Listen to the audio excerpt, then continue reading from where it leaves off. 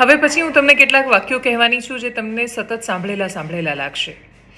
ગુજરાત રાજ્યની સરકારે એસઆઈટીનું ગઠન કર્યું છે. ખાલી નામ બદલાયું છે.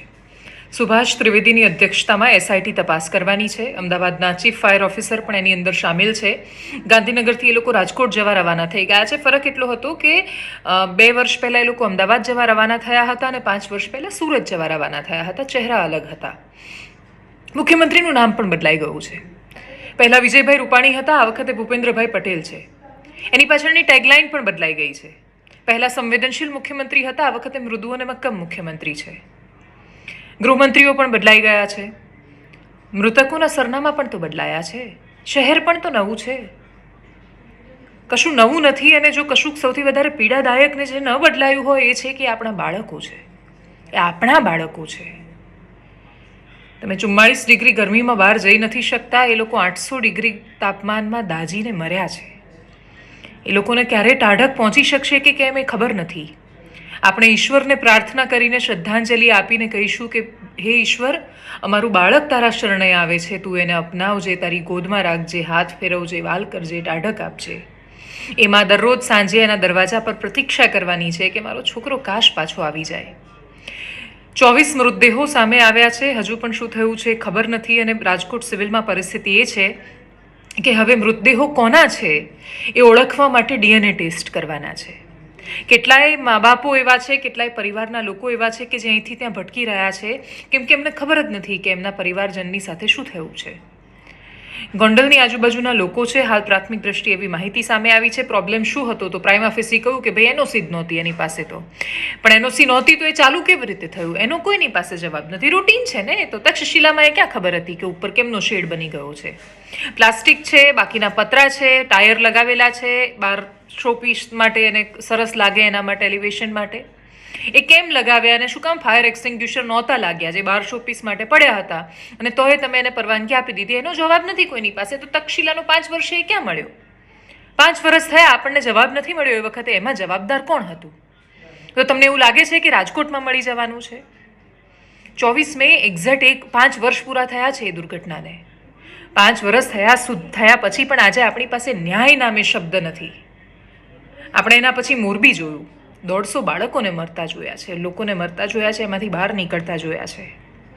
આપણા બાળકો દાઝીને મરી રહ્યા છે, આપણા બાળકો ડૂબીને મરી રહ્યા છે, આપણા બાળકો રસ્તા પર અકસ્માતોમાં મરી રહ્યા છે. આપણને કોઈ પણ જગ્યાએ કંઈ પણ કરતાં ડર લાગે એવું વાતાવરણ છે અને છતાંય આપણે કહીએ છીએ કે બધું સલામત છે. સોરી સરકાર, કશું જ સલામત નથી. અને શું કામ સોરી? ઇવન શું અપેક્ષા?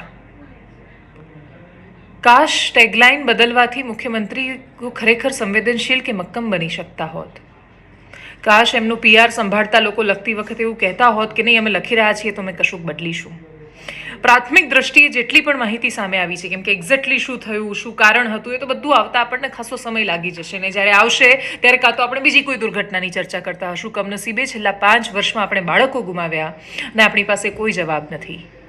एक हिंदी शेर હતો કે દરવાજોं પર સિર્ફ નામપટ બદલે હૈ, અંદર કી પદ્ધતિयां वैसी की वैसी है. એક્ઝેક્ટલી અત્યારે અહીંયા એ સાબિત થયું છે. સચિવાલયમાં અધિકારીઓના એડ્રેસ બદલાયા, એક કેબિનથી બીજી કેબિનમાં ટ્રાન્સફર થયા, ગુજરાત રાજ્યની પદ્ધતિ ન બદલાઈ, રૂપિયા ખાઈને પરમિશન આપતી સિસ્ટમ ન બદલાઈ, ક્યારેય એ બાળકમાં પોતાનું બાળક જોઈ શકે એવી કોઈ સંવેદના કોઈની અંદર ન આવી. અને છતાંય હજુ શું થવાનું છે લખીને આપું તમને. કોઈ અધિકારી આની અંદર મોટો અધિકારી જવાબદાર સાબિત નહીં થાય. ક્યારેય તમે મ્યુનિસિપલ કમિશનરને પૂછી જ નહીં શકો અથવા એ જવાબ આપવા માટે બાધ્ય જ નહીં બને કે એને ડિસમિસ નહીં કરાય. સસ્પેન્ડના નાટક નહીં દોસ. સમજીએ છીએ હવે તો. ખાસા વર્ષો થઈ ગયા પત્રકારત્વમાં, કથિત પત્રકારત્વમાં, કે જ્યાં દરેક વખતે ગિદ્ધની જેમ મૃતદેહો જોવા માટે અને પછી એને ચૂંથીને એની ઘટનાઓ કહેવા માટે મજબૂર બનવું પડે છે. જાણે આ જ જિંદગી થઈ ગઈ છે. છેલ્લા 5 વર્ષથી તો એટલીસ્ટ આ જ કરી રહ્યા છીએ. આજે એક માણસ જાય, કાલે બીજો માણસ જાય, પણ પરિવર્તન નથી આવતું.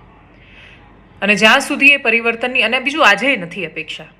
તક્ષશિલા વખતે તો અપેક્ષા હતી મને. નવું એવું લાગતું હતું કે બધું બદલાઈ જશે અને ક્રાંતિ થઈ જવાની છે. એ ભ્રમ તૂટી ગયા છે સિસ્ટમ પરથી. એક ભરોસો આવી ગયો છે કે આ દેશમાં, આ દેશના નાગરિક સિવાય કોઈ કશું નથી બદલી શકતું. પણ આ તો એ નાગરિકો છે કે જે આજે જ્યારે અમારા પત્રકારે વાત કરી ત્યારે કશું જ નહીં, ખાલી માવો ખાતા ખાતા જોવા આવ્યા હતા. સોરી રાજકોટના નાગરિકો, સોરી.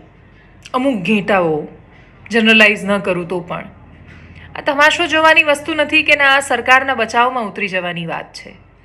આ તો પ્રશ્ન કરવાનો સમય છે. તમારી આંખોના ખૂણા ભીના નથી થતા, તમારી અંદરની સંવેદનાઓ તમને પ્રશ્ન કરવા માટે મજબૂર નથી કરતી, તમને એ વિચાર નથી આવતો કે ચહેરાઓ બદલાઈ જાય છે પણ છતાંય કશું કેમ નથી બદલાતું. તો તમને ખબર બધું બદલાયું. મુખ્યમંત્રી આવીને ગયા, અધિકારીઓ આવીને ગયા, નેતાઓ આવીને ગયા. શું નથી બદલાયું ખબર છે? તમારો ને મારો સ્વભાવ, સ્વીકારી લેવાની વૃત્તિ, એડજસ્ટ થઈ જવાની ને દરેક વખતે અનુકૂળ થઈ જવાની વૃત્તિ જે આપણી અંદર ઘૂસી ગઈ છે ને કે આમ જ ચાલે, એ આપણને ઘેટા બનાવે છે.